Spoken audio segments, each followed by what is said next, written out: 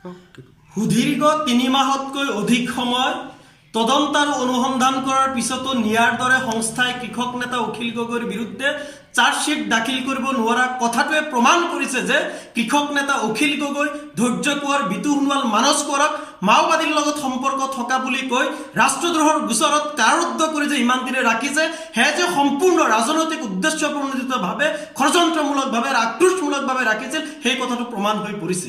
ইমানৰ পিছত আচলতে সৰ্বানন্দ সোণোৱাল চৰকাৰখনে লাজ পোৱা উচিত আছিল, কিন্তু তেওঁলোকে লাজ কৰাটো দূৰৰ কথা, পুনৰাই নিয়াৰ বিশেষ আদালতে জামিন মঞ্জুৰ কৰাৰ পিছতো কৃষক নেতা অখিল গগৈক শিৱসাগৰ আৰক্ষীয়ে গ্ৰেপ্তাৰ কৰিছে। কেৱল গ্ৰেপ্তাৰ কৰাই নহয়, আমি ষড়যন্ত্ৰৰ গোন্ধ পাইছো। তেওঁলোকে আচলতে পুনৰবাৰ কৃষক নেতা অখিল গগৈৰ বিৰুদ্ধে ৰাষ্ট্ৰদ্ৰোহৰ গোচৰ জাপি দি এনআৰচিত গ্ৰেপ্তাৰ কৰি আচলতে অধিক দিন কাৰাৰুদ্ধ কৰি ৰখাৰ কাৰণে ষড়যন্ত্ৰ কৰিছে।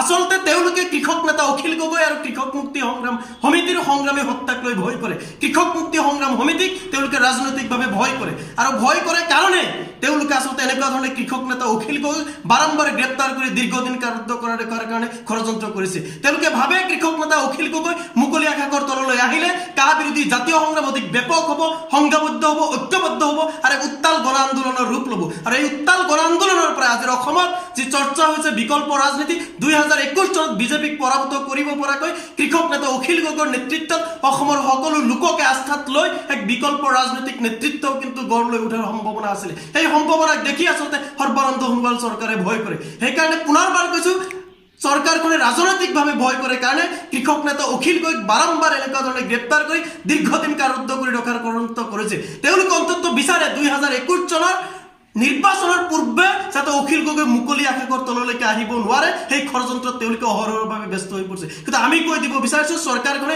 যিমানেই ষড়যন্ত্ৰ নকৰক তেওঁলোকৰ ষড়যন্ত্ৰ বিফল হ'ব, আৰু কৃষক নেতা অখিল গগৈ, ধৈৰ্য কোঁৱৰ, বিতু সোণোৱাল, মানস কোঁৱৰ ওলাই আহিব মুকলি আকাশৰ তললৈ, জনতাৰ মাজলৈ যাব, জনতাক সংগঠিত কৰিব, কা বিৰোধী জাতীয় সংগ্ৰামক নেতৃত্ব প্ৰদান কৰি অধিক গতিশীল কৰিব, ঐক্যবদ্ধ এক ব্যাপক আন্দোলন গঢ় লৈ উঠিব।